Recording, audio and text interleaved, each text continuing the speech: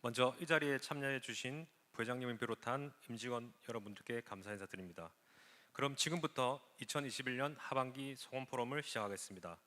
안녕하십니까? 저는 오늘 사회를 맡은 경영전략팀 손율 부장입니다. 소원 포럼 시작에 앞서 오늘 강의 진행에 대해서 안내드리겠습니다. 금일 소원 포럼 초청 강의는 공지해드린 바와 같이 오프라인과 온라인으로 동시에 진행될 예정이며 시간은 약 1시간으로 예정되어 있습니다. 이곳 페로몬에는 코로나 감염의 위험을 최소화하기 위하여 임원분들과 팀장급 위주로 약 40분만 모셨습니다. 그리고 유튜브 실시간 중계로 그룹사 임직원분들은 참여하실 수가 있습니다. 온라인 실시간 강의는 댓글 이벤트도 진행하고 있으니 강의가 진행되는 동안 질문사항이나 다양한 의견 주시면 소개도 하고 추첨을 통해서 소정의 선물도 드릴 수 있도록 하겠습니다.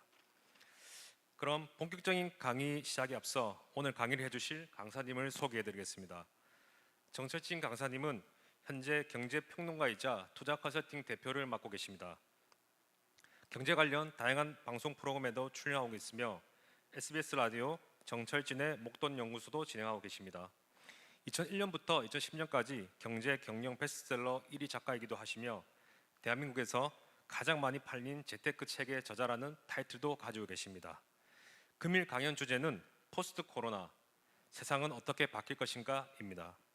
위드 코로나의 본격화에 따른 산업구조 변화와 대응 전략에 대해 강의를 해주실 정철진 강사님을 힘찬 박수로 맞이해 주시기 바랍니다.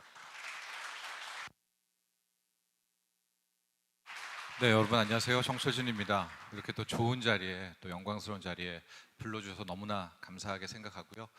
오늘 약 한 1시간 정도 조금 짧다고도 느껴지기는 하지만 지금 우리가 위드 코로나 이 단계적 일상 회복 1단계가 시작됐잖아요. 이제 그 다음으로 이제는 코로나19 다음 세상, 포스트 코로나를 우리가 접하게 될 텐데요. 그 사회의 특징들, 또 그렇게 되면 산업 구조는 어떻게 변하게 될지, 또 여기와 함께 좀 약간 보너스 형태로 주식, 부동산, 재테크 이런 투자 쪽도 함께 살짝 언급해 가면서 이 포스트 코로나19 세상은 어떻게 바뀔 것인가 이런 주제로 이야기를 풀어가 보도록 하겠습니다. 아까 잘 소개를 해주셨고요. 저는 이제 매일경제신문이라는 데서 신문 기자 생활을 10년 넘게 하다가 운이 좋게 보통 기자들은 많이 돌아다니거든요. 경제도 갔다가 정치도 갔다가 사회도 갔다가 하는데 저는 이게 운 좋게 경제 쪽만 계속 있게 됐었습니다. 그래서 이제 그걸 바탕으로 나와서 투자자문사를 또 하고 있다가 아주 우연한 기회에 저는 이제 신문쟁이였었는데 방송을 좀 진행할 기회가 생겼습니다. 그래서 2012년부터 이제 방송을 했는데 또 뭐 종편이 막 열리면서 요즘에는 이제 방송 활동도 하고 있어서요. 여러분들이 종종 TV를 보다가 제가 이렇게 나오는 것을 볼 수도 있다라는 말씀드리고, 제가 이렇게 이제 책을 좀 썼었습니다. 기자 때도 쓰고 또 나와서도 썼었는데 여기 이제 1위는요. 2001년부터 2010년까지 1위라는 거죠. 네. 전체적으로는 제가 뭐 1위는 아니고, 다만 이 10년 동안에 제가 한 6권의 책을 썼는데 제가 제일 많이 팔았습니다. 제 다음이 누구냐?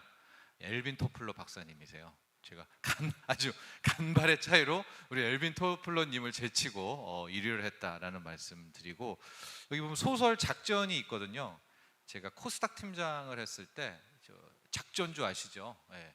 작전 세력이랑 한 1년 넘게 같이 르포 기사를 썼었거든요.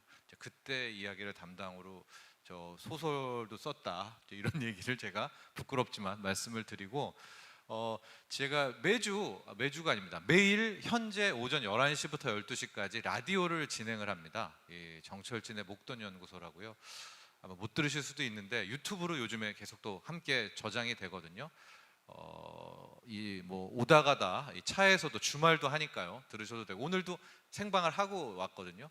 아니면 기회 되시면은 또 유튜브에서 지나간 방송들도 함께 봐주시면은 감사하겠다 이렇게 말씀을 드리고, 자 본격적으로 이야기를 시작해 보도록 하겠습니다.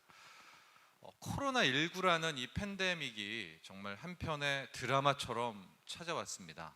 2019년 12월 31일 중국의 우한 바이러스 연구소에서 한 통의 전화를 합니다. WHO에 전화를 해서 그 바이러스가 하나 나왔는데 이게 듣도 보도 못한 처음 보는 바이러스다라고 2019년의 마지막 날에 처음으로 이 코로나 19라는 코비드 19가 세상에 등장하게 됐죠.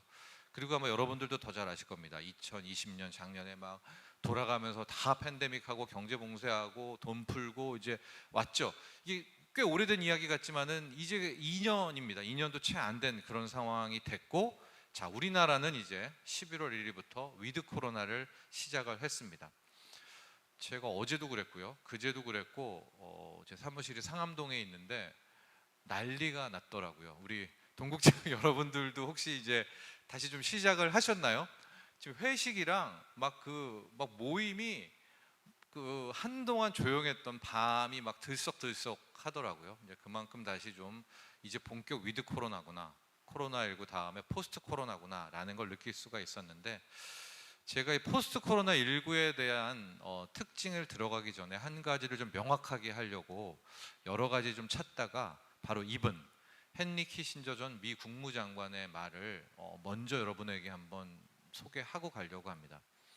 이분이 무슨 말을 했냐면, 코로나 팬데믹이 앞으로 세상을 전후로 완전 다른 메커니즘으로 바뀔 텐데 중요한 거는 영원히 바꿔놓을 거라는 거예요. 즉 우리가 다시 위드 코로나 하고 친구들 만나서 밤 12시까지 새벽 2시까지 또 7, 8명이 소주에 삼겹살 마시고 마치 되돌아간 것처럼 느끼겠지만, 우린 절대로 2019년 12월 31일로 못 되돌아간다는 겁니다. 이제 완전히 다른 세상이 된 것이고요. 그렇기 때문에 우리 회사도 또 우리 자신도 내 아이의 자녀 교육도 포스트 코로나에 맞춘 문법으로 우리가 대응해야 된다라는 겁니다. 다시 돌아갈 수 있어. 다시 옛날 거, 다시 그때, 그거를 이제 완전히 잊으셔야 됩니다. 완전히 못 돌아가요. 우리는 영원히 바뀌었다, 이렇게 생각하시면 될 것 같고요. 물론 지금 앞으로 소개해드릴 포스트 코로나의 특징들을 잘 보시면 해오던 거였어요. 2017년, 2018년, 19년에 해오던 거였는데, 그때 우리가 한 30km 속도로 갔다면, 시속, 코로나19라는 녀석이 정말 누가 작정이라도 한 듯, 음모론 그런 거 많죠? 이 한 30km로 바뀌던 변화를 한 300km로 우리를 날려보낸 겁니다. 우리를 완전히 낭떠러지 밑으로 떨어뜨려 버려가지고 우린 다시 못 되돌아온다. 그래서 꼭 기억하실 것은 위드 코로나 이어지는 포스트 코로나라고 해서 이 시대는 다시 옛 시대로 못 돌아간다라는 말씀을 드리고요. 과거에 이런 유사한 팬데믹이 뭐가 있었나? 패스트입니다. 패스트. 여러분 잘 아시죠? 흑사병이라고 불리는 14세기 유럽 대륙의 3분의 1이 이제 이 패스트로 이제 죽었죠. 근데 이 패스트가 잘 보시면은 어떤 특징이 있었냐? 저기 장기라고 제가 표현을 했었는데, 이때가 무슨 세대냐면 이제 중세 시대. 여러분 중세 암흑 시대라고 우리가 항상 붙이잖아요. 중세 암흑 시대. 가장 큰 게 뭐냐면 이제 이 종교도 항상 타락을 하지 않습니까? 이제 카톨릭 이 교황권이 어마어마하게 세지면서 이 자체가 이제 타락을 하기 시작을 하는 거예요. 그런데 그 누구도 그 엄청났던 이 중세 교황권을 무너뜨릴 수가 없었습니다. 그러니까 진짜 암흑의 세대였었고, 정말 많은 유럽인들이 배고파서 사망을 했었는데, 그게 언제 바뀔까 하는 찰나에 그거의 결정타가 이 패스트였던 거예요. 물론 마틴 루터의 종교개혁 이런 것들이 단기적으로는 더 직설적이지만, 그것이 힘을 얻을 수 있었던 거는 이 패스트라는 것. 패스트가 터지게 되면서 언제 끝날지 몰랐던 그 암흑의 중세 시대를 끝을 내는 그런, 이게 지금의 코로나19랑 유사하죠. 왜? 세상을 바꿔놨다니까요. 완전히 다른 세상으로 바꿔놓습니다. 그럼 그때 패스트가 나오고 나서는 어떻게 바뀌었느냐? 여러분 항상 우리가 사회 시간에 배우는 거 있죠. 절대왕정과 중상주의, 즉 교황의 힘이 완전히 빠지고 이제 정치적으로는 왕이라는 사람이 등장을 하고요. 그리고 자본이 힘을 얻습니다. 중상주의죠. 돈, 자본. 이러면서 저 패스트라는 저 질병, 팬데믹이 완전히 우리 인류의 세상을 다른 차원으로 바꾸는, 그것이 지금의 또 코로나19와 비교할 만하다. 당연히 코로나19도 이제 포스트 코로나도 완전히 전혀 다른 세상으로 향해 간다, 이렇게 보시면 될 것 같고요. 그동안의 2년간의 흐름을 좀 보도록 하겠습니다. 한국 경제가 OECD 중에 작년에 물론 마이너스 성장을 했지만 1위입니다. 1위. 가장 잘 버티고 잘했었어요. 올 한 해도 정말 잘 되고 있지 않습니까? 지금 10월 말 기준으로 무역 규모가 1조 달러 된 거 아시죠? 수출 수입 합쳐가지고 1조 달러인데 가장 빨라요. 보통 우리가 1조 달러 했을 때가 11월 말 정도에 1조 달러인데요. 우리가 10월 26일 기준으로 제가 통계치를 봤더니 이제 1조 달러가 됐습니다. 그 누구였냐? K 제조업. 바로 여러분들의 역할이 어마어마하게 2년 동안 컸던 겁니다.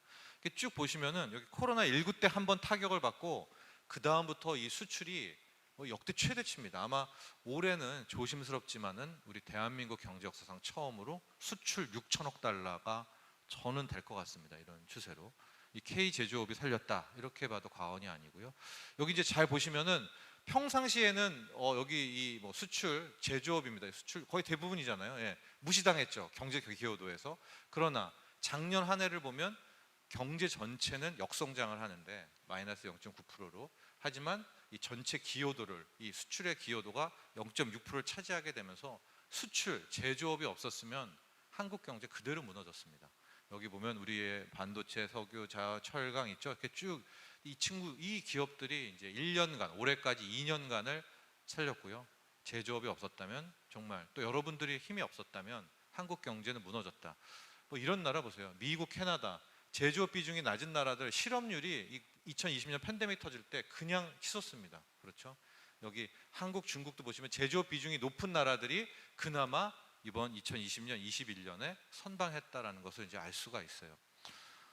그리고 이제 막 칭찬도 많이 받고 막 그러지 않았었습니까? 자, 바로 이제 이런 상황에서 이제 위드 코로나가 시작이 됐고요.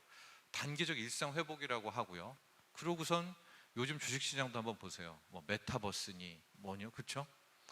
그동안에 잘해왔던 이제 제조업은 또 찬밥 신세가 되면서 이제 이런 것들 흐름이 지금 나오고 있습니다. 그러면 위드 코로나, 포스트 코로나가 되면 정말 기존의 문법들은 끝나는 건가? 그러면 우리의 또 동국제강, 이 철강 산업은 어디로 가느냐? 석유 시대도 지금 끝난다고 하죠. 그리고 이제 디지털 세상이고 아날로그도 없고 뭐 이런 거 하냐라고 하는데 정말 그럴까라는 생각을 이제 우리가 물음을 가져보면서요. 저는 포스트 코로나의 시대가 열렸는데 어쨌거나 완벽한 변신을 위해서는 시간이 필요하다. 저는 그걸 2021년부터 2028년이라고 보고 있고요. 2028년이 지나면 이제 우리는 뭐 포스트 코로나라는 말도 안 쓸 겁니다. 새로운 시대, 새로운 문법이 적용되게 될 텐데 이 7년 동안이 한켠에서는 극도의 구조조정 막 무너지고 있고요. 이거는 그냥 일괄적으로 무너지는 게 아닙니다. 포스트 코로나의 문법을 못할 때는 이것들은 무너지고, 다른 한켠에서는 그런데 어마어마한 기회, 돈 벌 기회, 성장의 기회가 쏟아지게 되는 구조입니다.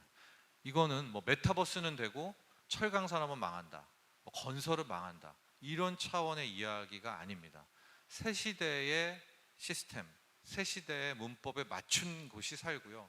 그거에 따라잡지 못하는 곳들은 정말 엄청나게 괴로움을 겪게 되는 이제 그런 생활이 될 테고, 이 7년의 기간 후에 이제 포스트 코로나가 비로소 완벽하게 완성이 되지 않을까, 이렇게 바라보고 있고요. 여기에서 당연히 같은 말이죠. 철강 회사들 많지 않습니까? 뭐 아니면 건설 회사도 많겠고요. 기타 제조업 회사도 많을 텐데 동일 업종이라도 이 개별 회사들의 운명이 바뀐다라는 말씀을 드립니다. 자, 그렇다면 이 포스트 코로나는 어떤 특징일까? 우리 회사는, 또 나의 개인은, 나의 가족은, 나의 자녀들은 뭘 중심으로 해서 맞춰 나가야 할까? 저는 크게 이 세 가지 특징을 봤습니다. 아마 오늘 여러분들도 이 세 가지만 기억하고 가시면 제가 보기에 가장 베스트가 아닐까라는 생각을 하는데요. 이제 앞으로 우리가 맞게 될 세상은, 첫 번째 특징은 초연결 비대면. 너무 많이 들으셨죠? 이 비대면 초연결입니다. 이제 다시 위드 코로나니까 대면하겠지. 그렇지가 않습니다. 제가 앞서 말씀드렸잖아요. 영원히 바뀐 거예요. 못 되돌아가는 겁니다. 이제 초연결 비대면은 더 강해질 수밖에 없고요. 앞서 말한 것처럼 메타버스 뭐 이런 얘기들 나오지 않습니까? 이 특징을 그대로 반영하고 있는 거예요. 엊그제였죠. 나이키가 그런 저스트 두잇이라든가 뭐 에어 조단이라든가 이런 뭐 자신들의 현 세계에서 이 상표 출원이 있지 않습니까? 특허가. 근데 이 나이키라는 회사가 또 이중 특허를 또 냈습니다. 미국 특허청에. 어디에다 냈을까요? 그렇습니다. 가상 공간, 메타버스에서 쓸 그 특허를 또 낸 거예요. 이게 무슨 얘기냐면 지금 기업들, 회사들은 이 세상만 준비하는 게 아니라 앞으로 가상 공간이 오죠.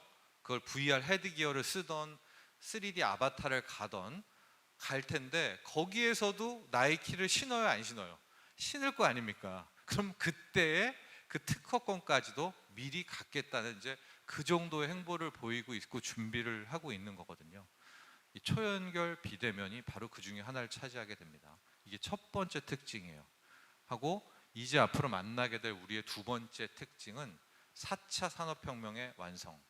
어렵죠. 뭐 지금도 4차 산업혁명 아니야 하실 텐데 4차 산업혁명은 100% 디지털입니다, 여러분.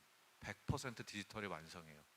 지금도 디지털이기는 하지만 지금 디지털은 한 70%, 75%죠. 아날로그가 한 20% 이상 있잖아요. 근데 이제 앞으로 우리 세상은 완벽한 디지털이 될 겁니다. 지금 뭐 이렇게 우리 신입사원도 있고 또 우리 부회장님도 계시고 해가지고 옛날에 전격 제트 작전이라는 그 드라마를 아시는 분도 있고 모르시는 분들도 있을 텐데 거기에 보면 그 주인공이 여기 이제 시계에다가 갖다 대고 이제 키트를 부릅니다. 이제 어디로 와라 키트 하면은 그 키트가 뭐냐면은 자동차예요. 자동차가 막 알아서 막 돌고 오다가 주인공 앞에 딱 서거든요. 그게 꿈 같았는데 지금 이제 그게 가능한 세상이 된 겁니다. 이게 무슨 얘기냐? 다 디지털인 거예요. 그 차가 저쪽에 있다가 나의 신호를 디지털로 받아가지고 자기의 혼자 힘으로 차 문을 디지털로 열고 오다가 도로도 다 만나고 앞에 차들도 다 알아서 피해가고 신호 받고 와서 내 앞에 문까지 딱 갖다 대는 아날로그가 이제는 아날로그가 사라집니다. 이거는 바꿔 말하면 우리 인간의 노동, 그렇죠? 더 나아가서는 인간의 존엄성에 대한 문제이기도 한데 현실은 현실입니다. 그래서 이 4차 산업혁명은 저는 결코 좋아라 하지는 않거든요. 그런데 이제는 100% 디지털입니다. 여러분들 이제 보게 되는 뭐 아리아, 뭐 불 꺼줘, 불 켜줘 이런 것이 다 이 4차 산업혁명의 시작인 거예요. 지금은 제가 뭐 이거 책상을 여기로 날리려면 이렇게 움직여야 되잖아요. 아날로그에 힘을 써야 되지 않습니까? 근데 이제 어떻게 돼요? 얘한테 너 저리로 가 그러면은 얘한테 칩이 내장돼 있죠. 얘가 알아서 저리로 갑니다. 뭐 이거는 아주 쉬운 기술이 이제 되는 거고요. 그런 세상이 우리가 만나게 될 두 번째 특징이고 세 번째는 이제 세계 다극화와 빅브라더 약간 좀 정치적인 차원인데 정부의 힘이 어마어마하게 막강해질 것 같아요. 그 약간 경제 경영 쪽의 이야기이긴 한데 MMT라는 게 있었어요. 한 7년 전에 그러니까 모던 모네터리 시어리라고 해서 현대 모던 모네터리 통화 이론, 현대 통화 이론이라는 게 이제 처음 나왔을 때 그 전에도 나왔지만 이제 득세를 한 게 한 7년 전쯤 됐었는데 현대 통화 이론이 MMT의 핵심 중에 하나를 보면 기본소득이라는 게 있었거든요. 제가 뭐 또 어떤 특정 후보 대선 후보를 말하는 게 아니라 그때 그 내용을 보면 매달 2,000달러씩을 잘 살든 못 살든 모든 사람에게 나눠주자. 그 대신 현재 복지 비용을 줄이자. 그러니까 나라가 국민한테 이 월급을 주자, 소득을 보존하자라는 이제 기본소득 얘기가 나왔거든요. 그러니까 그게 처음 나올 때 얼마나 비난을 받았겠습니까? 무시당하고 뭐 그랬었는데 제가 정말 깜짝 놀랐던 거는 코로나19 터지고 작년에 우리 올해도 뭐 받으신 분도 계시고 못 받으신 분도 계시겠지만 뭐 받았죠? 정부한테 재난소득 받았죠. 전 국민이 뭐 액수는 다르지만요. 25만 원을 받게 되고 우리만 받았습니까? 아니죠. 미국 국민도 받았고요. 일본도 받았고요. 예? 유럽 애들도, 유럽 국민도 받았고. 그러니까 지금 제가 깜짝 놀란 거죠. 아, 이게 말이 돼? 라고 하는데 코로나19라는 그 팬데믹이 정말 세상을 불가능하게 됐던 것들을 아주 자연스럽게 익숙하게 만들었고, 결과적으로 그것은 뭐냐? 이제 정부에게 우리는 더 의지할 수밖에 없고요. 그것은 결국 정부의 힘은 더 강해지고, 결과적으로 빅브라더 정부의 탄생을 예고한다. 좀 다르죠, 옛날이랑.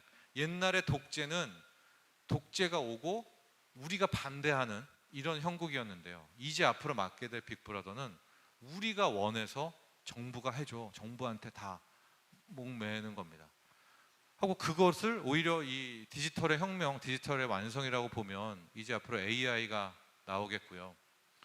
공장도 스마트 팩토리 많이 이제 언급되고 있지 않습니까? 인간의 노동도 작년, 재작년에 이렇게 이런 컨퍼런스들 보면 입는 로봇 아시죠? 입는 로봇이 거의 대세입니다. 그러니까 완벽히 로봇을 이 공장이라든가 업무 현장에 투입 못하니까 일단 입는 로봇으로 가는데, 그거 입으면 힘이 어마어마하게 세집니다. 예.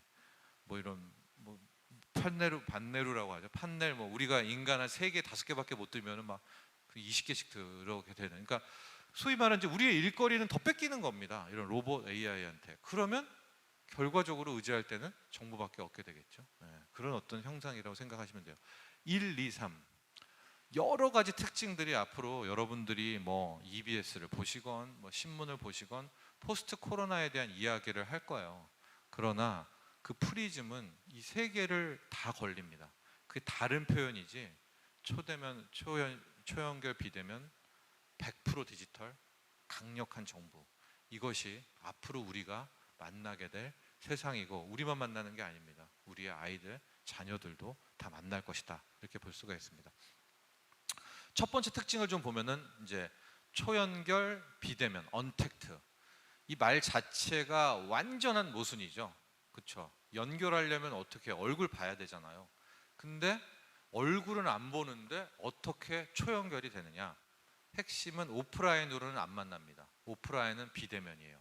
그러나 온라인 쪽은 연결도 이런 연결이 없어요. 초연결, 초초초 연결이고요. 이때 연결은 사람만의 연결이냐? 아닙니다. 사람과 사물이기도 하고요. 사물과 사물이기도 하고요. 사물, 사물, 사물, 사물, 사람이기도 하고요.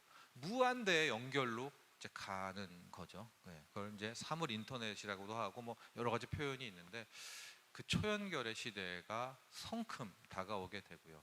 그렇게 되면서 제가 몇 가지 좀 비즈니스를 좀 보면 원격 비즈니스라는 게 굉장히 유망해 보입니다. 원격 교육, 원격 금융, 그렇죠? 원격 공연, 또 원격 의료. 이제 모든 것들이 대면 없이 다 가능하게 돼요. 그러면 여러분들이 한번 여기서부터 집에 가셔서라도 사고를 넓혀 보십시오. 유통은 어떻게 되겠습니까? 저는 단편적으로 제가 쓴 겁니다. 상업용 부동산이 상가들 어떻게 될 것 같아요? 제가 정말 놀란 게 요즘에 꼬마 빌딩이라고 해가지고 한 뭐 20억에서 40억 사이, 그 밑에 뭐 5층, 6층짜리가 불티나게 팔린다는 거예요. 저는 좀 이해가 안 갔거든요. 왜냐하면 지금 저 큰 막 그 빌딩도 공실이 엄청 나고 있는데 좋은데 꼬마 빌딩이 왜 저렇게 비싸게 팔릴까?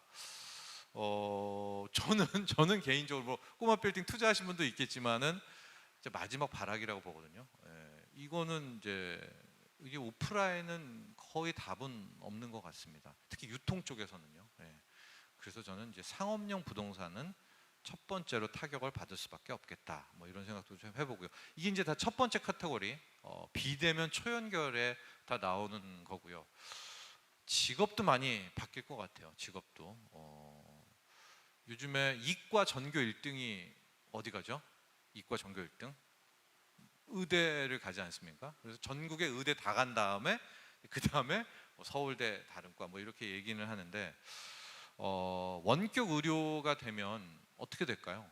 우리 의사 선생님들은 이걸 좋아할까요? 아니면 좀 싫어할까요? 네, 맞습니다. 큰 틀에서는 안 좋아하시겠죠. 원격 의료가 되면 우리 동네 병원이라고 하죠. 3초 의료기관은 뭐 전멸됩니다. 왜냐면 우리가 그냥 앉아서 혹은 뭐 센서 하나로 피 한 방울로 뭐 이렇게 진짜 웬만한 검진은 되는 세상이지 않습니까? 예.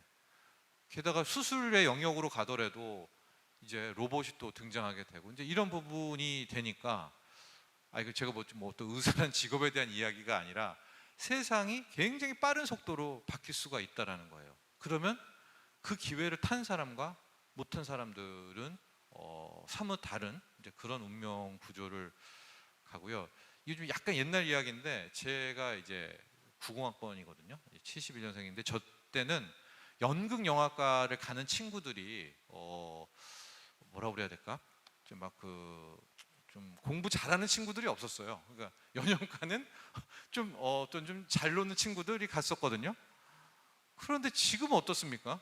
그렇죠? 거의 뭐 어느 학교에는 전체 입학 수석이 연극영화과에서 나오지 않습니까? 그러니까 그만큼 어떤 이 산업이라는 이 행태라는 게 바뀌는 거거든요. 그거에 맞춰서. 그러니까 지금에만 자꾸만 몰두해 있으면 2019년 12월 30일까지 그때 잘 나갔던 거, 그때 좋았던 거 거기에만 자꾸만 집착해 있으면 못 놓칩니다. 이 엄청난 변화가 지금 다가오고 있는데 그리고 이제 빅데이터 비즈니스 이거는 꼭 뭐 디지털 회사만 필요한 게 아닙니다. 이제 모든 데이터로 돈이 되는 이런 것. 왜냐? 우리가 어떤 한 사람을 못 만나잖아요. 그러니까 대면을 못 하지 않습니까? 그러니까 그럼 그 사람과 연결을 하고 그 사람에게 뭐 보험을 팔든 차를 팔든 펀드를 팔든 특징을 알아야 되는데 그 사람을 어떻게 규정하느냐? 이 데이터를 가지고 이제 규정을 하는 겁니다. 그래서 제가 이 빅데이터는 너무나 중요하기 때문에 따로 뽑았는데요. 그래서 한 사람들의 정보 그 수많은 이 데이터들을 모은 다음에 그걸 다 때려 넣어요.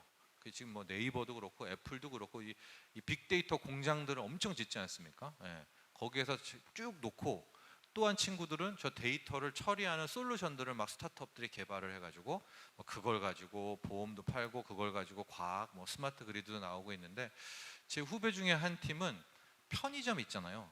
편의점에서 어떤 사람이 산 물품을 가지고 그 사람의 신용 등급을 파악할 수 있는 이제 그 솔루션을 지금 스타트업으로 만들고 있습니다. 핀테크에서. 그게 될까 싶지만은요. 이제 놀라운 패턴들이 있습니다. 예. 그게 있다는 거예요. 신용도가 좋은 사람들, 뭐 나쁜 사람들, 뭐 이런 것들이 저 데이터를 통해서 다 확인이 될 수 있다는 거고요. 저 아주 기본이 구글 알고리즘 아시죠? 예. 여러분들이 몇 개만 보시면은 귀신같이 여러분들이 좋아하는 영상을 알고리즘이 딱딱딱 띄워주고요. 여러분들이 이제 쇼핑을 뭐 온라인 쇼핑 많이 하시는지 모르겠지만은 뭐 자켓, 청바지 몇 개만 찾아보시면은 그 다음에 거의 유사한 것들을 얘네들이 딱딱딱 눈앞에다가 갖다 줍니다. 그건 정말 아주 기본적인 빅데이터고요. 빅데이터의 아주 기본이고 이거는 이제 뭐 짧게 넘어갈 텐데 이 영화를 꼭 보십시오. 마이너리티 리포트라는 영화인데요. 이건 빅데이터의 끝판왕입니다. 이 도시에는 이게 워싱턴 DC인 거죠. 뭐 2050년인가 범죄율이 0이에요. 0. 왜 0이냐? 한 인간이 태어날 때부터 정보가 이렇게 쌓일 거 아니에요. 부모는 누구고 어느 환경에서 태어났고 그 데이터가 쭉 쌓이면 그 데이터 분석을 통해서 이 A라는 사람이 뭐 2028년 11월 30일 날 살인을 한다라는 게 나오는 거예요. 웃기죠? 그러면 어떻게 하겠습니까? 이 특공대가 그 2023년 11월 30일 되기 직전 29일 12시 59분 59초에 찌르려는 순간에 치고 들어옵니다. 이게 그 장면이고 저기 톰 크루즈인데 무섭죠. 네. 그게 어떻게 보면 좀 역겨운 거죠. 왜? 우리 인간이라는 게 존엄성이 있고 자유의지가 있잖아요. 어느 순간엔 살인을 하기도 하고 안 하기도 하고 나는 거짓말 하기도 하고 안 하기도 하고 우리의 결정인데 이 빅데이터 비즈니스의 핵심은 절대 그렇지 않다는 겁니다.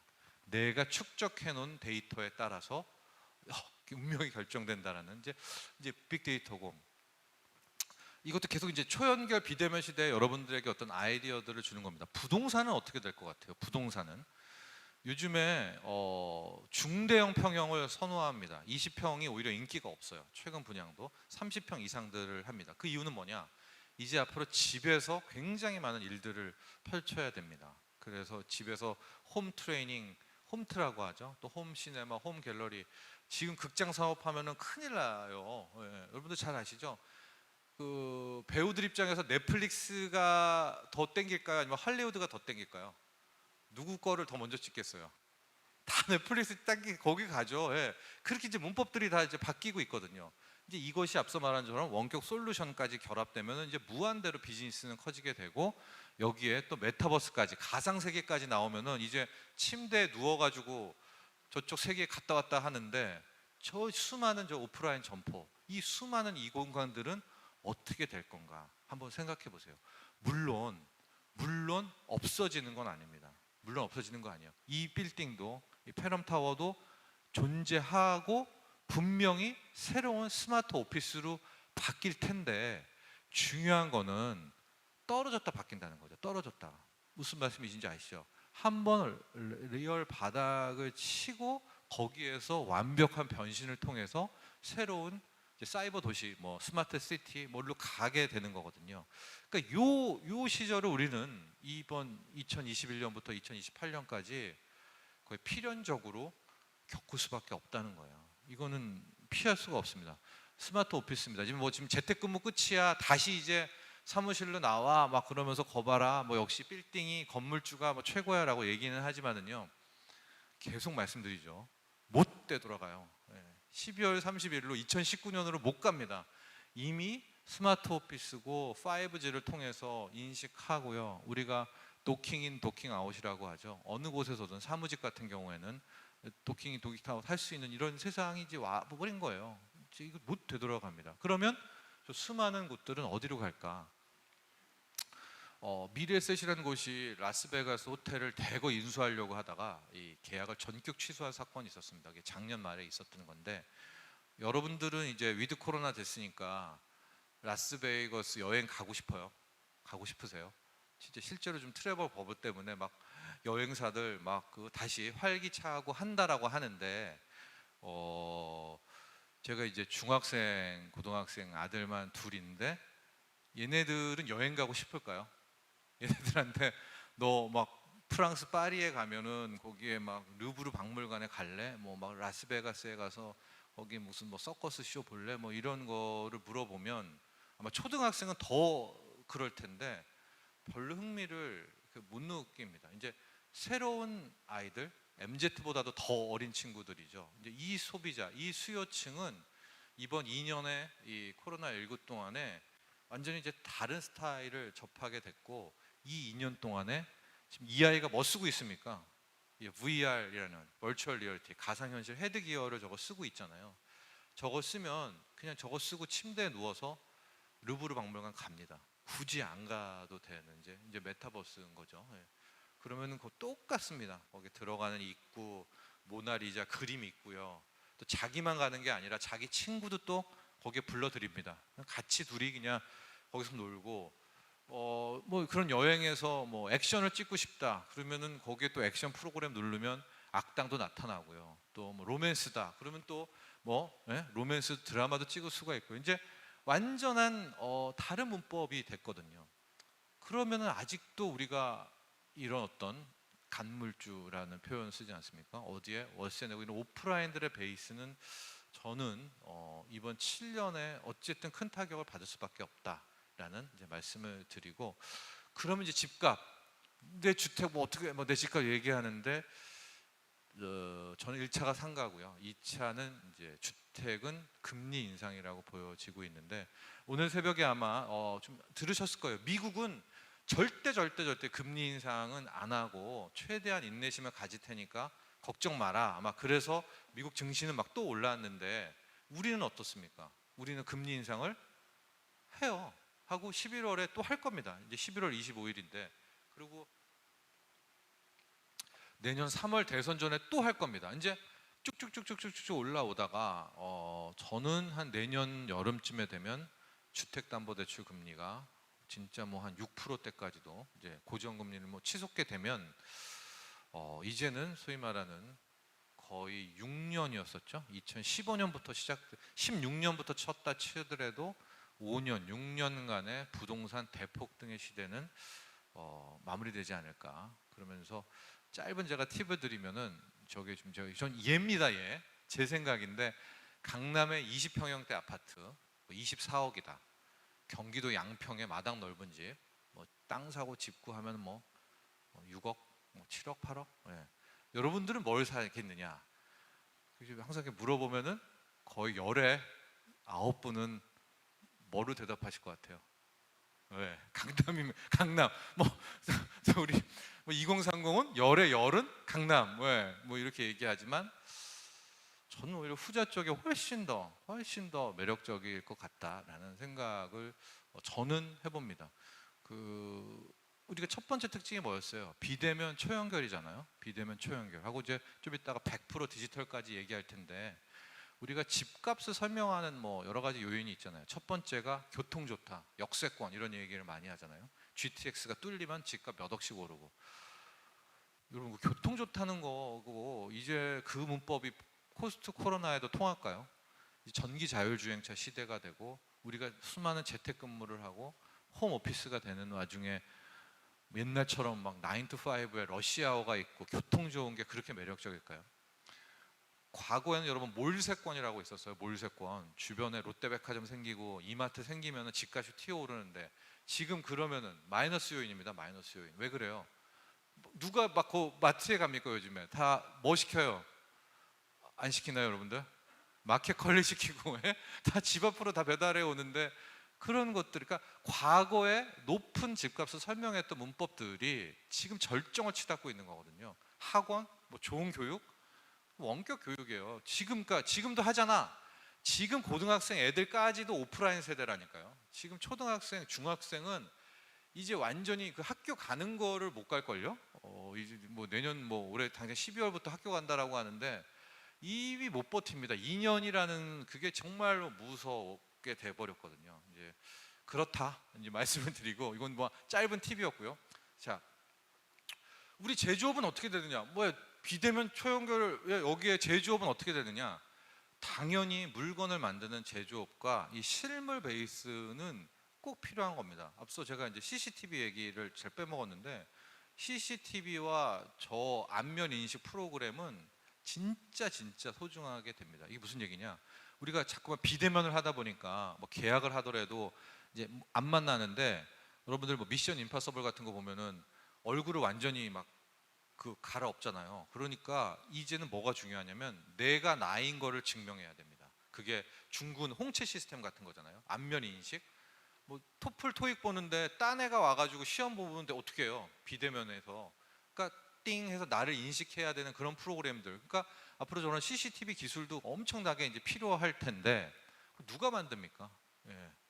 그걸 말로 만듭니까? 디지털이 만들어줍니까? 누군가는 이걸 만들어야 되잖아요. 그러나 이제는 방식은 3D든 3D 프린터든 이렇게 바뀌게 되겠지만 그거에는 필수인 거예요. 예. 굴뚝 공장이 있었는데 이게 스마트 팩토리로 바뀌는 것일 뿐 그 역할은 이제 영원하다라는 말씀을. 그러나 그 전환 과정 2021년부터 제가 말했죠. 2028년까지 이때는 모든 사회가 이런 구조조정은 거치게 되는 거예요. 그때 누가 잘했고 누가 못했고 때문에 판가름이 나게 되는데 이런 게 앞서 말한 이제 사이버 미래 도시라는 그림 아니겠습니까? 이제 이런 것들 앞으로 이제 이것도 이제 바뀔 거예요. 사이버 빌딩으로 다 이거 바뀌어야 되는데 가격이 한번 급락했다가 이제 탈바꿈을 하게 될 텐데 이거 결국은 다 여기도 철강 들어가죠. 예. 안 그렇습니까? 이건 환상으로 만드나요? 물론 이제 메타버스도 존재하겠지만 현상 세계에서도 이런 것들은 수요가 있다. 이제 건설 부분에서도 많이 사양 산업이다 얘기하는데 절대 그렇지가 않습니다. 여기 좀 보세요. 이제 앞으로 스마트 솔루션, 정보, 스마트 도어락, 그렇죠? 스마트 조명, 스마트 가정용 로봇, 제조업과 이 물건 만드는 거기에 또 기반이 되는 것들은 계속해서 필수 재료인 거예요. 전기 자율주행차 되면서 끝까지 갈 거 하나가 있습니다. 뭘 것 같아요? 이 차 중에 부품 중에서 이것만은 대체 못한다. 타이어입니다. 타이어. 예. 타이어는 2차 전지가 되고 배터리가 되고 뭐 합금이 나오고 그래도 그 타이어 쪽은 현재로서는 대체 수단 이제 물론 이제 보스턴 애널리스트처럼 이제 떠버리면 나는 자동차가 나와버리면은 끝장나겠지만 그래도 이 전환기에 이렇게 버티는 것처럼 이런 역할은 계속된다라는 말씀을 드리고요. 이게 이제 첫 번째 특징이고 두 번째가 앞서 말한 4차 산업혁명의 완성입니다. 이게 무슨 얘기냐? 여기 짧게 제가 이렇게 해놨는데 우리는 현재까지 4번의 산업혁명을 거쳐요. 1차 산업혁명이 여러분들 잘 아시는 제임스 와트의 증기기관입니다. 이 증기기관이 없었으면은 우리는 한 50살에 다 죽었어요. 이게 무슨 얘기냐? 이 전까지는 맨몸 노동이에요. 맨몸 노동. 진짜 노가다. 몸으로 다 해야 되니까 얼마나 많은 사람이 노동하다가 죽습니까? 근데 이 1차 산업혁명, 제임스 와트의 증기기관이 나오면서 이제 인간의 존엄성이라는 걸 찾게 되는 정말로 산업혁명다운 산업혁명이 바로 이거고요. 2차 산업혁명은 우리가 전기혁명, 뭐 에너지혁명, 대량 생산혁명 이렇게 부르게 되는데 포드 자동차의 컨베이어 벨트 생각하시면 돼요. 컨베이어 벨트가 돌아가면서 그냥 문짝 하나 끼고 볼트 하나 조지고 이게 돌리고 뭐 그런 겁니다. 그러니까 이것도 비난이 많았었죠. 이게 뭐냐? 왜냐하면 이 직전까지 2차 산업혁명 직전까지 어떤 사람이 나 자동차 만들어 하면 그 사람은 자동차 만들 수 있어요, 없어요? 그 사람은 만듭니다. 그러니까 왜냐? 그 사람은 6개월, 7개월간 막 차 만들고 밑에 타이어 끼고 다 하니까 하고 그 사람이 나 냉장고 만들어 하면은 그 사람은 만들어요. 그런데 2차 산업혁명 이후 터지고 나서 컨베이어 벨트가 나오고 나서 나 냉장고 만들잖아. 그러면 그 사람 만들어요, 못 만들어요? 하나도 몰라요. 그 사람이 할 수 있는 거는 그냥 문짝 하나 끼는 거 정도에 불과했다고요. 그러나 저 2차 산업혁명도 진짜 산업혁명이었습니다. 왜냐? 직업이 엄청 많아지죠. 즉 옛날에는 자동차 만드는데 한 명이었다면 이제는 자동차 만드는데 한 10명이, 20명이 필요한 거예요. 이거 끼는 거 하나하나 다 뽑아야 되잖아요. 그러니까 직업이 많아지고 고용이 좋아지고 그야말로 중산층이라는 게 형성이 되는. 그러니까 2차 산업혁명도 이제 좋아요. 3차는 뭐냐? 컴퓨터 혁명이라는 겁니다. 컴퓨터 혁명. 여기 우리 또 이사님도 계시고 부회장님도 계시지만은 여러분 뭐 인터넷 막 진짜 평생 쓴 것 같죠? 제가 1997년에 그러니까 신문 기자는 99년에 됐는데 이제 모 금융회사에 IMF 때 제가 입사를 했거든요. 97년에 금융회사인데도 컴퓨터가 그 사무실에 하나밖에 없었습니다. 그리고 이제 97년, 98년, 8년 넘어갈 때 인터넷 교육을 받자. 그래서 그때는 이제 인터넷 익스플로러도 안 썼고 넷스케이프라는 걸 썼거든요. 그러니까 98년, 99년까지 인터넷 뭐 이랬었습니다. 그리고 처음 이제 기자가 됐는데 여러분들 활자 알아요? 활자? 네. 처음에 이제 막내 기자니까 이렇게 뭐 가잖아요. 신문 만들러 이렇게 가는데 밑에 그 윤전의 아저씨들이 쫙 있는 거예요. 그러면 그때는 신문을 어떻게 만들었느냐? 기자들이 막 기사를 쓰잖아요. 그러면은 쫙 그 윤전판에다가 그 아저씨들이 낀 다음에 이거를 종이에다가 빡 찍는 거거든요. 그게 진짜 98년, 99년 뭐 이 정도에 그랬었습니다. 근데 문제는 뭐냐면 기사를 고쳐야 되잖아요. 그러면 이제 가령 뭐 김대중 대통령이 어떻게 했다. 근데 뭐 어떻게 했다라고 해서 한 문장을 더 넣어야 돼. 그러면 그 아저씨들이 뭘 하냐면 미세하게 그 활자를 밀어가지고 그 한 줄을 탁 넣어줘요. 예술이죠, 예술. 그때 그 아저씨들이 무슨 말씀을 하셨냐면 이 기술은 원천 기술이다. 이걸로는 정말 누구도 대체 불가하다라고 하셨거든요. 그런데 회사가 2000년 말인가 전자 윤전 시스템, 자동 편집기 시스템을 구축을 하고요. 우리 모든 기자에게 도시바였던 것 같아요. 노트북을 나눠줬거든요. 2001년인가. 그건 뭐냐? 이제 기사를 쓰면 이게 자동 프린트가 되는 거예요. 자동 프린트가. 그럼 그때 이 윤전했던 그 활자 쳤던 아저씨들은 다 어떻게 됐겠습니까? 우리 기사님들은 그렇죠. 그러니까 그만큼 이때 이 3차 산업혁명이라는 게 정말 치명적이었거든요. 컴퓨터 혁명이라는 게. 그리고 이 컴퓨터 혁명이 아직까지 여기 같이 지내고 있는 거예요. 그러니까 지금 우리는 한 여기 컴퓨터 혁명인 건 맞아요. 컴퓨터 디지털 혁명은 맞는데 무슨 차이냐? 100% 디지털과 100%가 아니라는 차이인 겁니다. 그러니까 엄밀히 말해서 지금은 3차 산업혁명 시대이기도 하고 4차 산업혁명 시대 초입이기도 한 겁니다. 그래서 앞으로 누가 4차 산업혁명이 뭐야? 라고 하면 그냥 100% 디지털이야 이렇게 말씀하셔도 맞고요. 좀 더 어렵게는 3차 디지털 혁명이 이제 내 실생활로 들어오는 거야 라는 건데, 몇 가지 예를 들었죠. 요즘에 비행기 운전을 기장이 안 하잖아요. 자동 항법 장치, 컴퓨터가 하는 것까지가 3차. 그럼 이제 4차 혁명은 어떻게 됩니까? 바로 드론이 날아다니는 거예요. 드론이 날아다니고 조종은 여기에서 내가 하던가 컨트롤 타워에서 하는, 이제 이게 4차 산업혁명. 전기차까지가 3차입니다. 요즘은 다 전기 자동차, 전기 장치가 필요하죠. 그럼 4차는 뭐냐? 바로 여러분들이 아는 전기 자율이에요. 구글맵 달고 이제 가는 게 전기 자율 주행차. 수술 앞으로 다 로봇이 하잖아요. 로봇 수술까지가 3차. 그럼 이제 4차 산업혁명은 뭐예요? AI 왓슨이라고 들어보셨어요? AI 왓슨. 이제 이 인공지능 의사님 앞에서 이제 우리가 치료를 받게 되는 건데, 이제 이 4차 산업혁명이 완성이 되려면은 우리가 지금 추구하고 있는 5G가 뒤따라줘야 됩니다. 이제 이 설명은 좀 이과적인 거긴 한데, 5G는 아주 쉽게 말해서 지금 원지부터 2G부터 또 갔죠. 옛날에 막 저 굴뚝 또 이런 거 문자만 되던 거 누구는 아시겠고요. 이거 다 아시겠고요. 다 아시는 분도 계시겠고요. 어떤 분은 한 여기서 세대부터 아니면 여기 세대부터 할 텐데, 저는 이제 다 압니다. 예, 이렇게 돼서 지금 우리가 여기까지 지금 와게 됐었는데, 그럼 5G는 뭐냐? 보내는 속도가, 이 데이터를 보내는 속도가 빠르고 양도 무진장 많다. 이게 5G다라고 생각하시면 되고요. 5G의 기술력은 뭐냐? 저기 써놨죠. 지금 현재 4G로는 멈춰 사인을 주면 1m를 가서 스톱을 합니다. 이미 그러면 사람 쳐버리죠. 그런데 5 시대에서는 멈춰 하면은 8cm 혹은 3cm에서 딱 멈출 수가 있어요. 왜? 그만큼 빠르게 데이터를 쏘고 더 많이 데이터를 쏘니까. 그러니까 5G가 연결이 되면서 이제 자율주행으로 가는 거고요. 5G 시대에는 여러분 영상 통화가 영통이 필요가 없죠. 대신 이제 뭐가 됩니까? 이제 다 깔리면 5G가 영통 대신에 뭐가 떠요? 누굴 전화를 하면, 부르면 홀로그램이 뜹니다. 우리가 영화 속에서 봤듯이 여기에 이렇게 막 와이프의 얼굴, 어머님이 이렇게 딱 거기서 볼 수가 있는 그런 세상이 열리게 되는데, 이거 제가 왜 이제 여기서 중요하다고 얘기를 하냐면, 이제 4차 산업혁명의 중요 20개 분야가 이거예요. 이제 그럼 구체적으로 뭐야? 뭐 드론, 자율주행차, 빅데이터, 블록.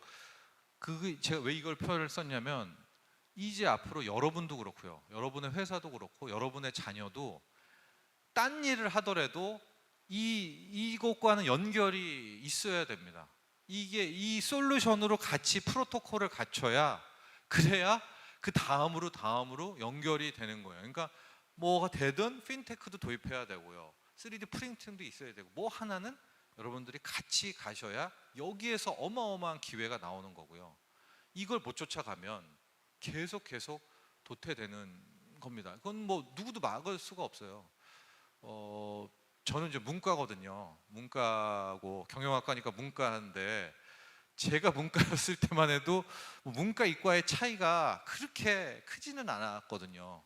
근데 요즘은 어떤지 아시죠, 여러분들? 뭐 자녀분 있는 분은 지금 문과와 이과의 현실이 어떻게 됐는지 아실 거 아니겠습니까? 이제 그런 거예요. 이거를 못 잡으면 안 돼요. 그래서 제조업이든 금융이든 뭐 구산업이든 신산업이든 뭐 조선이든 철강이든 다 모든 이 20개 분야와 이 4차 산업혁명과의 이거와는 연을 맺어야 된다라는 것이고, 제가 계속 말씀드렸지만은 100% 디지털 4차 산업혁명 시대에도 그 만드는 프레임은 철이잖아요. 철강이니까 분명히 한 축과 역할이 있을 텐데 어떻게 맞춰가느냐에 대한 문제일 겁니다. 예, 그것을 말씀드리고 싶었고요. 이제 이건 넘어가면 되고, 세 번째 특징은 앞서 말한 것처럼 빅브라더 정부인데, 빅브라더 정부에 앞서서 일단은 다극화가 한 2021년부터 2028년의 특징일 것 같아요. 이게 무슨 얘기냐면, 세계적으로는 다극화다.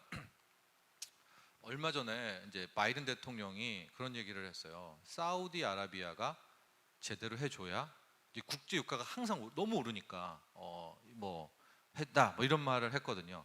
만에 하나 20년 전쯤이나 10년 전쯤에 미국 대통령이 그런 식으로 언급을 했으면 사우디아라비아는 아마 그 다음 날 어마어마한 원유 증산 계획을 발표했을 겁니다. 이제 그랬을 텐데 지금 산유국들이 미국 말 듣나요?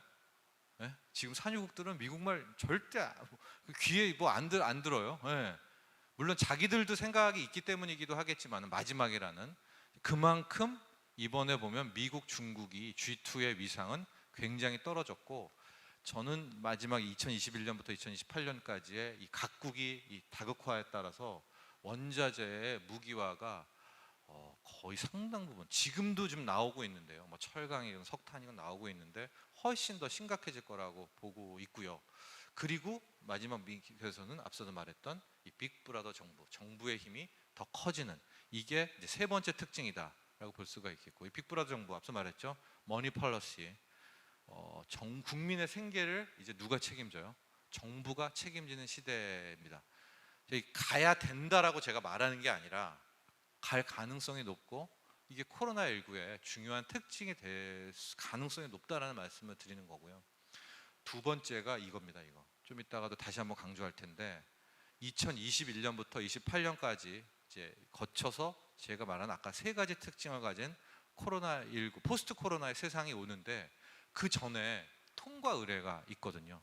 새 시대에는 꼭 한번 대가를 치러야 되는데 저는 그게 혹독한 인플레이션이라고 보고 있습니다. 예. 인플레를 거치고 인플레에 살아남은 자와 못 살아남은 자가 마지막 2028년 이후에 어쨌든 뭐 남느냐 죽느냐의 싸움이 될 거다라고 볼 수가 있고 이 빅브라더가 점점 더 익숙해진다라고 이제 그 얘기를 했고요. 다시 한번 말씀드리지만 이게 이제 세 가지 특징이다 하고 여기에 맞춰서 우리도 바뀌어 나가야 된다라고 하고요.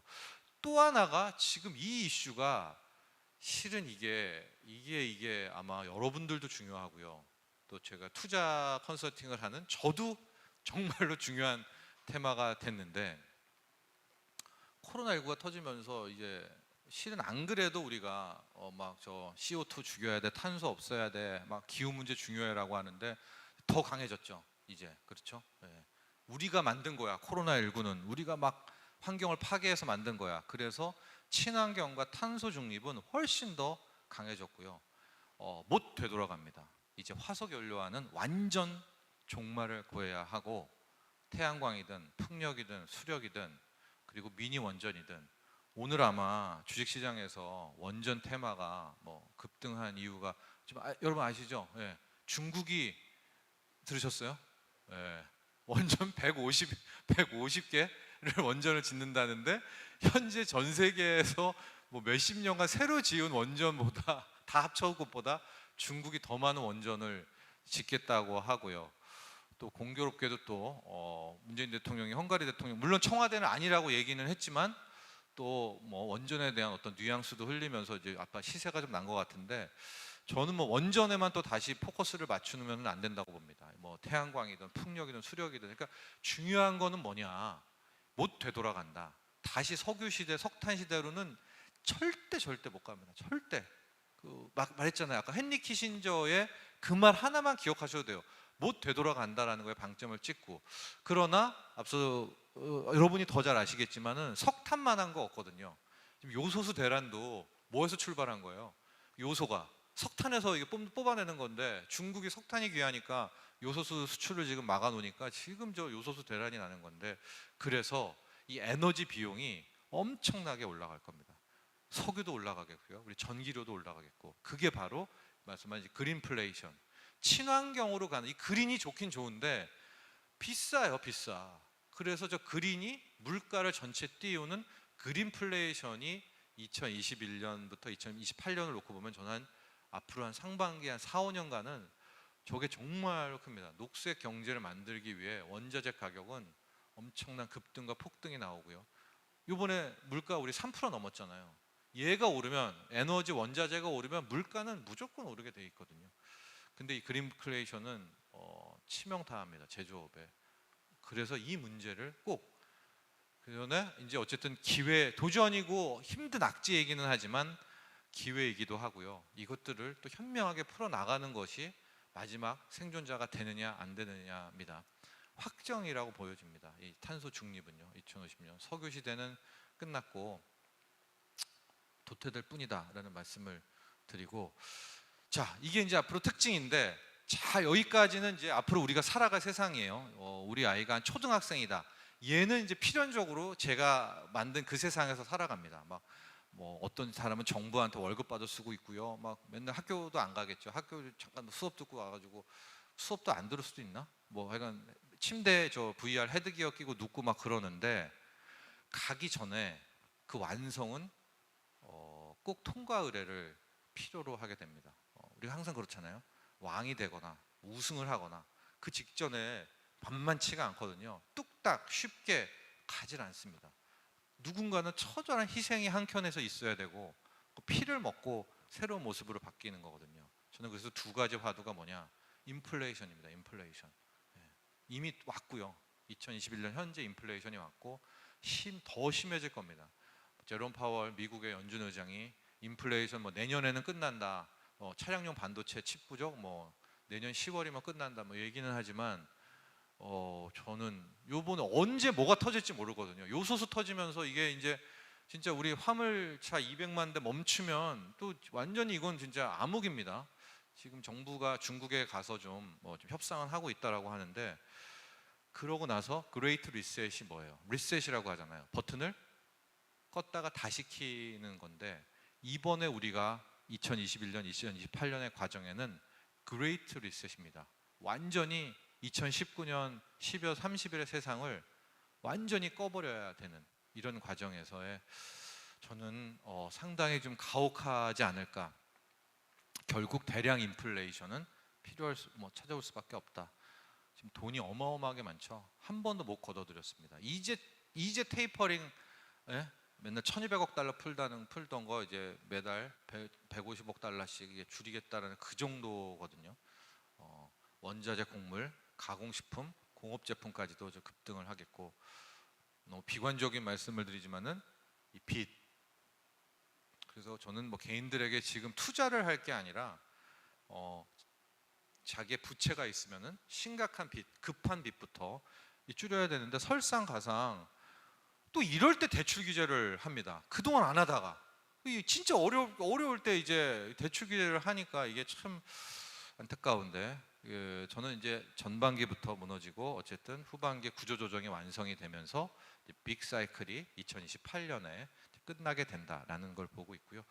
좀 짧게 상품 가격을 좀 보면 이제 국제 유가를 봅니다. 국제 유가가 제일 중요해요. 현재 제일 중요합니다. 왜 제일 중요하냐? 유가가 오르면 인플레이션은 100% 확정이잖아요. 그러니까 인플레이션을 안 깨고 인플레이션이 없어야 금리도 안 오르는 거 아니겠어요? 이 순서의 시작이 유가인데 이런 말씀 많이 합니다. 미국이 산유국을 압박해가지고 원유를 더 풀게 하면 되지라든가, 또 하나가 저기 제가 빨갛게 써놓은 게 뭐예요? 쉐일. 미국은 거의 300년치의 쉐일 오일을 깔고 있어요. 그래서 트럼프 때, 그 전에 오바마 때만 해도 쉐일 한번 개발하면 유가는 반토막 납니다. 아마 반토막 날 거예요, 미국이. 그러나 제가 장담은 좀 그렇고, 저는 바이든 대통령과 바이든 정부는 쉐일 오일 못 판다고 봅니다. 근데 만에 하나 이제 뉴스에 쉐일 오일 판다 그러면 제가 다시 전화 드릴게요. 그래서 틀렸다라고 말씀을 해드릴게요. 그러나 이미 저는 유가는 추세와 시세를 어제 오늘 이제 한번 급락했지만 타고 있고, 이 그림을 한번 볼까요? 제가 왜 이 140달러를 말씀을 해드렸냐면, 우리가 보통 인생도 그렇고요, 어떤 하나의 상품 가격도 그렇고 주가도 그렇고 완벽하게 몰락을 할 때는 쌍봉을 찍거든요. 그게 뭐냐면 그 고점을 두 번 찍고 죽습니다. 이게 뭐 주식 투자를 해보신 분은 알 거고요. 항상 그래요. 아마 인생도 비슷할 것 같은데, 그러니까 외봉으로 죽는 경우는 없거든요. 즉 한 번에 기회 주고 끝나지가 않습니다. 그게 꼭 한 번의 기회를 주고 다시 한번 그 기회를 또 주거든요. 그때 살아남은 사람은 치고 올라가는 거고, 이제 그걸 놓치는 사람은 여기에서 떨어지면서 이제 나락으로 가게 되는데, 저는 석유 시대는 종말이라고 보거든요. 근데 우리가 여기에서 항상 간과하는 거는 야 이제 석유는 안 쓸 거야. 석유 시대는 끝이야라고 하면 유가가 떨어질 거라고 생각을 하는데 그렇지가 않죠. 여러분들 산유국들이 바보입니까? 그 뻔히 이제 자기네 석유 팔아가지고 이제 호시절 다 끝난 거 아는데 어떤 식으로든 이 마지막 발악이 나올 거고요. 그래서 저는 원자재 가격의 상승 그리고 달러가 지금 잠깐 강해졌지만 마지막 달러도 어마어마한 약세. 이 부분은 나중에 좋은 기회가 있으면 또 오게 될 텐데 아까 제가 그레이트 리셋 했잖아요. 달러도 이제 포스트 코로나 시대에는 무슨 종이 돈도 뭐예요? 종이돈 있어요, 없어요? 없어요. 현금이 사라지고 나아가서 디지털 화폐입니다. 디지털 화폐. 디지털 화폐가 되려면 현재의 이 아날로그 화폐는 처절하게 몰락해야 되거든요. 그래서 저는 이 유가 상승, 달러 약세와 함께 유가는 더 급등. 140달러는 뭐냐? 이때까지 역사상 국제 유가의 전고점이 140달러예요. 2008년에 찍었던. 그러니까 쌍봉으로 하면 지금 한 80달러죠. 마지막 140달러까지 날아가는 랠리가 있을 거다. 이제 하고 이거 꼭 기억하세요. 전기차 자율주행차는 언제 옵니까? 유가가 쌀 때 와요, 비쌀 때 와요. 여러분 기름값이 비싸야 여러분들이 전기차로 바꾸죠. 기름값이 뭐 리터당 지금 2,000원 뭐 근데 뭐 1,000원 해봐요. 왜 바꿉니까? 화석 연료 타죠. 네, 그렇죠? 요소수도 전기차로 바꾸라는 이 뭐 그런 거 써놨더라고요. 누가 이제 경유차 다 팔고 애드블루잖아요. 애드블루 바꾸라는 거 아니야라고 말씀하셨는데 이게 중요하고 달러도 계속 말씀드리지만은 마지막 그레이트 리셋에서 디지털 달러로 바꾸려면 저는 완벽한 타락. 그래서 저는 이게 달러 인덱스인데 뭐 이거는 뭐 여러분들 아시는 분 아시면 될 것 같아요. 지금 한 93, 4에서 놀고 있는데 이제 저는 이렇게 흘러내릴 거라고 달러의 약세를 보고 있다. 뭐 이렇게 바라보고 있고요. 환율도 하고 마지막입니다. 기업 차원에서는 세 가지, 개인 차원에서 세 가지. 4차 산업혁명 네트워크가 굉장히 필요하고요. 저는 제조업도 이제 플랫폼이 필요하다고 보고 있습니다. 이게 잘 보니까 어떠냐면 과거에는 막 우리가 대기업 막 그런 거 있지 않았었습니까? 그래서 대기업의 갑질, 횡포 이런 게 있었는데 지금은 플랫폼을 하는 이 플랫폼 회사들이 갑이 돼버린 거예요. 예. 그러니까 열심히 일해도 플랫폼 밑에 지배받는. 근데 플랫폼들이 하는 일이 뭡니까? 봉이 김선달이죠. 살 사람 팔 사람만 연결해주고 수수료 떼먹는 구조이기 때문에 저는 이제 기업 차원에서도 이 네트워크 같은 업종이든 같은 제조업이든 자체 플랫폼이 필요하다. 그리고 새로운 에너지원을 어떤 식으로든 연관을 잡아야 됩니다. 석유는 이제 끝이다. 석유 석탄은. 그럼 그게 태양광이든 원전이든 이런 에너지원을 솔루션을 분명히 찾아야 된다. 그 다음에 AI와 로봇 시대. 이거 과연 스마트 팩토리를 바꿀 때 우리 인간의 노동과는 어떻게 좋아야 될까? 저 근로자들 문제들도 있겠고요. 개인은 지금은 극단의 디지털 능력이 있거나 막 코딩 천재, 막 초등학교 5학년 코딩 천재거나 극단의 아날로그만이 살아남아요. 이게 그 양극화, 극단의 아날로그 뭐 대표적인 예가 그런 거죠. 이제 뭐 미용이다, 파마, 뭐 염색 이런 건 다 이제 그 돈 안 들어요. 그 뭐가 극단의 아날로그냐? 커트. 이건 제가 말한 게 아니라 이미 이런 많은 미래 직업 학자들이 얘기한 겁니다. 커트 비용은 이제 막 10만 원도 넘게 된다는 거예요. 그 이유가 커트는 두상도 다르고 다 인간마다 다르기 때문에 기계가 그걸 못한다. 예.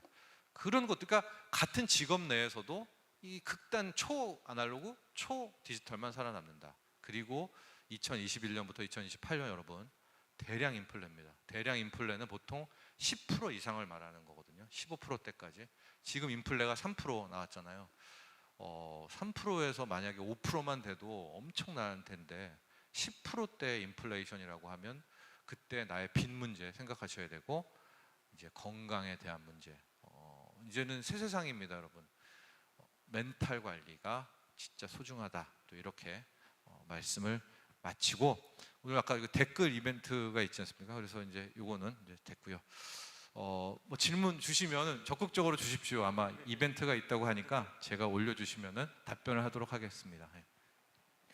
네, 다양한 댓글들이 올라왔는데 일단 혹시 현장에서 먼저 질문 있으신 분 질문 한번 네. 받아보고 네. 실시간 댓글 소개해드리겠습니다. 혹시 질문사항 있으십니까? 네, 우리 선생님. 예.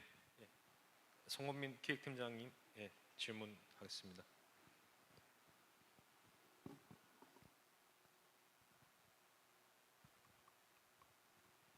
예, 안녕하십니까. 기획팀의 손권민입니다. 말씀해주신 내용들 중에 사실 뭐 많은 내용들을 좀 고민하게 되는데요. 사실은 일단은 회사 업과 좀 맞닿는 부분을 여쭙고 싶습니다. 지금 사실 중국발 공급망 충격이 사실 뭐 뉴스에 많이 회자되고 있고 겉으로는 탄소 중립 정책이나 뭐 전력난 등을 지목하지만은 사실은 내부적으로는 누적된 미중 간의 갈등의 후폭풍 아니냐라는 기사를 또 오늘 아침에도 본 적이 있어서 언급해 주신 그 다극화라는 관점에서 이 G2 양극이 이제 다극화로 이행되는 과정인 것인가라는 좀 그런 의문점이 들기도 네. 하는데요. 이 사실 뭐 먼 미래는 아니더라도 당장 내년 정도까지 봤을 때 미중의 갈등이 어떤 양상으로 전개될 것으로 전망을 하시는지 좀 의견을 좀 여쭙고 싶습니다. 전 중장기적으로는 다시 한번 어쨌든 미국의 패권의 사이즈는 줄어들지만 패권을 한 번 더 잡을 거라고 봅니다. 이제 뭐 나중에 미중 패권에 대한 뭐 강의도 할 기회가 있을 것 같은데 패권은 늘 뺏깁니다. 그렇죠? 로마 제국이었다가 스페인도 잡았다가요. 네덜란드도 잠깐 잡았다가 이제 그 직전에 좀 패권 다음 패권이 대영 제국이었었고요. 그리고 이제 미국이 잡았고 중국이 잡냐 못 잡냐인데 요번 턴에는 저는 중국은 한번 크게 장업당한다.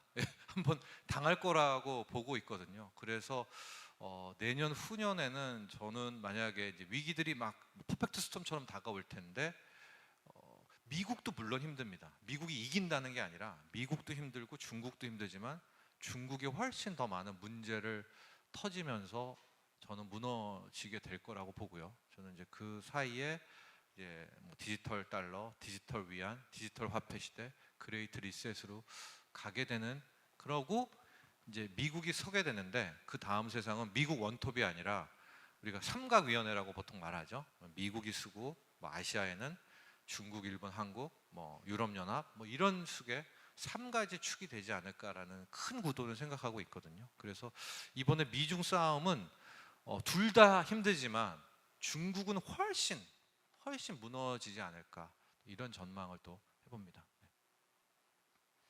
네, 그래서 댓글에 굉장히 많은 질문들이 올라왔는데 뭐 시간 제약이 있다 보니까 너무 무거운 질문 말고 간단하게 또 재밌는 댓글 소개해드리면 일단 강사님 방송에서 많이 잘 보고 있다고 특히 목소리가 너무 좋다는 의견들이 많았습니다. 감성 보이스라고 그렇게 이제 의견들이 많았고 또 아까 뭐 말씀해 주신 것 중에 재밌는 댓글 중에 이제 지금 위드 알콜이 시작됐다.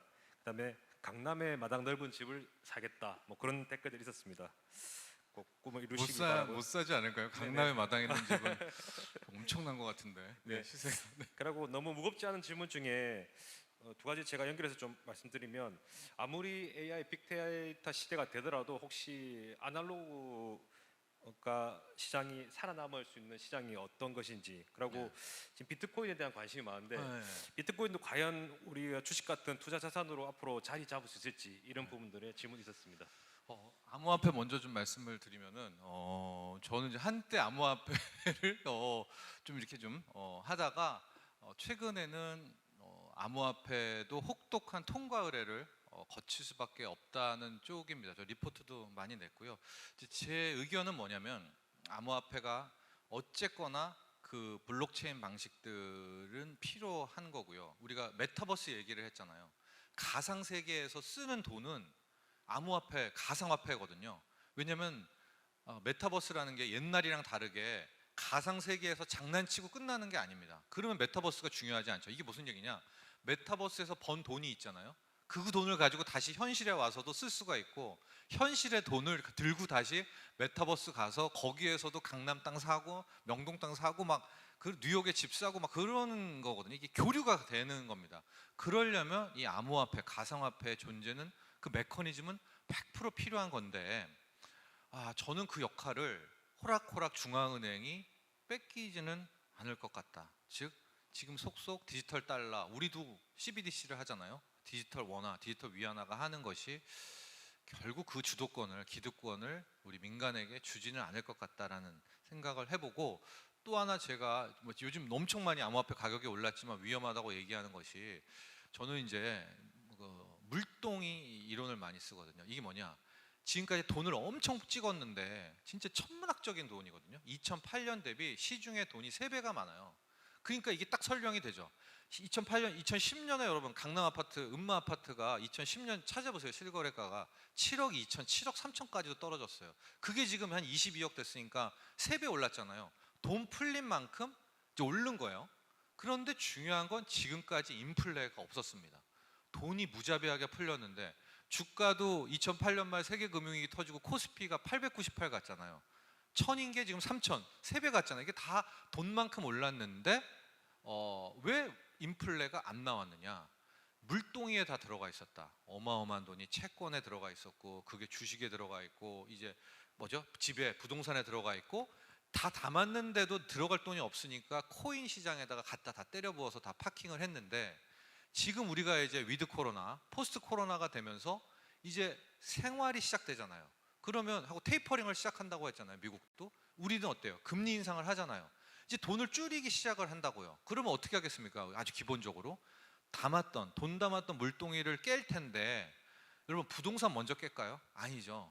일단 깨기 쉬운 것부터 저는 깰 거라고 보면서 저는 암호화폐 시장을 먼저 깰 거라고 보거든요. 그럼 거기서 돈이 흘러나온 걸로 일단 좀 살고, 그 다음에 주식을 한번 깨고, 그 다음 부동산 깨고, 마지막에 채권 시장을 깨면서 이제 뭐 제가 너무 뭐 비관을 말하는 것 같아서 좀 그렇지만 소위 말하는 이제 경제 위기, 그게 이제 또 그레이트 리셋입니다. 그거 없으면 못 바뀌거든요. 예, 그런 흐름이어서 저는 이제 암호화폐를 누가 한다라고 하면 좀 말리는 편입니다. 솔직히 말리는 편인데 제가 또 왜 이게 약간 이게 길어지는데 끝이라고 보냐면, 제 주변에 아주 진짜 건실하신 분이 있거든요. 건실하신 분이 요즘에 밤에 잠을 못 자세요. 그래서 이제 물어봤더니 1억을 투자를 한 거예요.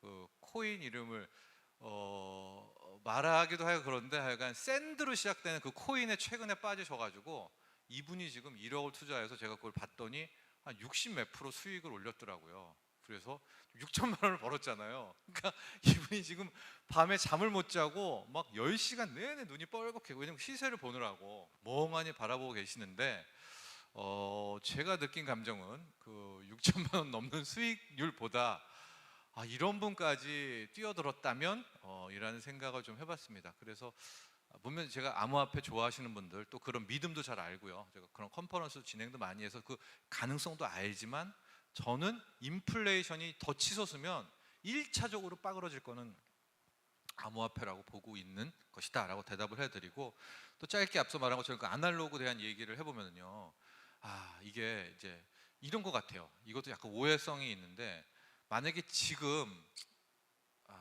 여러분들 그냥 아무 그 사심 없이 들으세요. 자녀가 있는데 저는 검사가 될래요, 경찰이 될래요 하면 뭐가 더 유명할까요? 여러분 한번 생각해 보세요. 이제 포스트 코로나 시대 뭐가 더 유망할까요? AI 막 이런 막 모든 이 빅데이터가 판치는 세상에, 예? 저는 경찰이라고 보거든요. 그 이유가 앞서도 말했잖아요. 저 솔루션, 빅데이터, 소위 말하는 이쪽은 점점 이 헤드 쪽은 커지지만 어쨌든 일상에 가서 잡아와야 되잖아요. 예? 일상에 가서 한 번은 대면해 돼야 되는 거 아니겠습니까? 그러니까 계속 제가 앞서서 말한 것처럼 과거에 뛰어났다, 과거에 좋았다라는 게 새 시대에는 새로운 문법이 좀 있습니다. 이건 이제 제 생각이라는 거 다시 한번 말씀드리고요. 그러니까 같은 업종에서도 이 업종은 되고 이 업종은 안 되고라는 차원이 아니라요. 그 업종에서도 내가 갖고 있는 능력, 그렇죠? 그게 극단의 디지털이든 극단의 아날로그냐, 이런 것들을 한번 좀 생각해 보시고요. 그럼 영어다. 영어 공부 중요하죠. 근데 영어가 막 지금 막 자녀들을 300만 원 막짜리 그런 영어 유치원에 보낼 만큼 중요합니까? 그건 아니죠, 여러분. 요즘 뭐 시리 서비스 같은 게 있어가지고 이제는 제 귀에 블루투스 꽂고 상대방 블루투스 꼽으면은, 물론 전문 영어는 다르죠. 그러니까 극단의 영어 능력이 있는 분은 대가를 받겠지만, 제가 한국말 말하면은 영어로 알아듣고 막 그런 세상이 됐는데, 지금 아이를 막 그거는 좀 오버페이지 않습니까? 그런 식으로 좀 어떤 디지털과 아날로그의 조화를 이루면 좋겠다라는 말씀을 드립니다. 네, 강사님 답변 감사드립니다. 금일 짧은 시간으로 많은 아쉬움 넘지만 또 다음 기회에 다시 한번 강사님을 모실 수 있는 좋은 기회가 있기를 기대해 봅니다. 기업에서 매년 가장 어려운 부분이 향후 경제 및 산업 변화에 대한 전망입니다. 특히 이제 위드 코로나의 어떤 본격화에 따른 또 다른 불확실성이 시작되는 시점에 오늘 강의는 아주 큰 의미를 남겨주신 것 같습니다. 금일 유익한 강의를 해주신 정철진 강사님께 다시 한번 큰 박수 부탁드립니다. 여러분 감사합니다. 네, 이상으로 2021년 하반기 송원 포럼 초청 강의를 모두 마치겠습니다. 하반기 그룹 경영회의는 3시 10분부터 시작하도록 하겠습니다. 27층 대회의실도 이동해 주시면 되겠습니다. 경청해 주셔서 감사합니다.